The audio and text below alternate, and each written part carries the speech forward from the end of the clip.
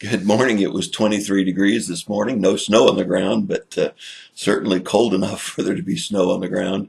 It's a beautiful sunny day and it will warm up today. But it's going to be cold for the next 2 to 3 days, and then we'll have another warming trend. Good thing, because Lois is planning a trip up to Saluda Mountain to celebrate one of the ladies' birthdays from the Florida group, and she doesn't want to drive on any ice or any snow, so we're looking forward to it warming up again. Okay, we're back in Genesis, and 3 questions, and here's your questions for today.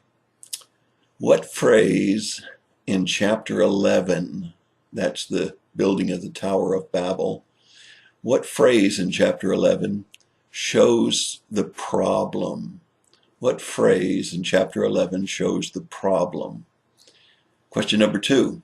Is there anything wrong with beautiful towers and nice towns?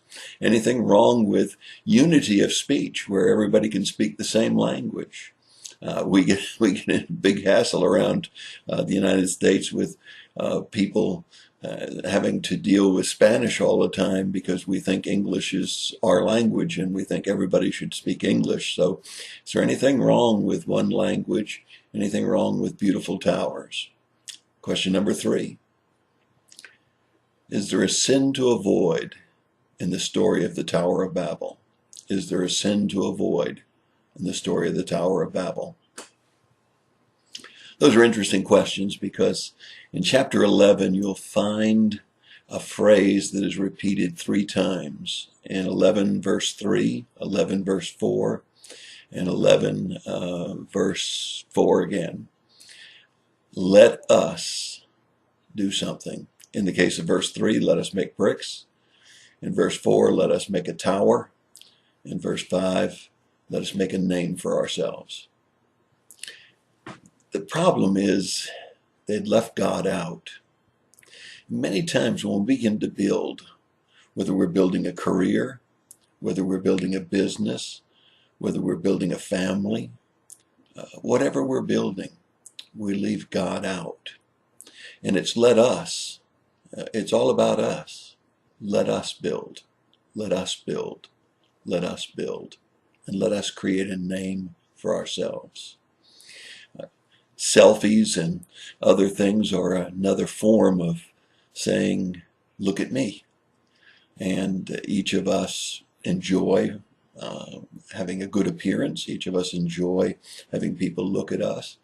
And each of us enjoy somebody appreciating us. We've got to be very careful that we don't cross that line into it's all about us. Second question. Anything wrong with community, with one language, towns, and beautiful towers? And the answer is absolutely not. We all enjoy the beauty of a nice community. We all enjoy the beauty of the views from a tower, or even the beauty of the tower itself. However, when that item becomes a point of worship, and it becomes our tower, our town, our house, and not God's community, God's tower, God's house. And when we use the same language to edify and glorify God, it's a wonderful thing. However, when we use the language to criticize, to judge, to tear down, it can be a terrible thing. When we come together in worship, whether we're all speaking English or whether some are speaking Spanish or other languages, it doesn't make any difference if we're praising God. That's a universal language, praising God. No matter whether the words sound the same or not, it's a universal language. So there's nothing wrong with community, nothing wrong with beautiful towers, but they should always be for the purpose of edifying and glorifying God. So what is the sin to avoid? Well, it ought to be very apparent by now. The sin to avoid is the pride of life. You see, we've said several times before in these devotions, there are 3 types of sin, and only 3. There's the sin of the lust of the eye, the lust of the flesh, and the pride of life. In the case of the Tower of Babel, it was the pride of life. Let us. Leaving God out. Making the tower and the city the focal point of their worship. It can happen with our worship of boats, cars, people. It can come down to just putting our trust in anything but God. The sin to avoid, keep God in the center of your life. That's your thought for the day. God bless you and have a great day.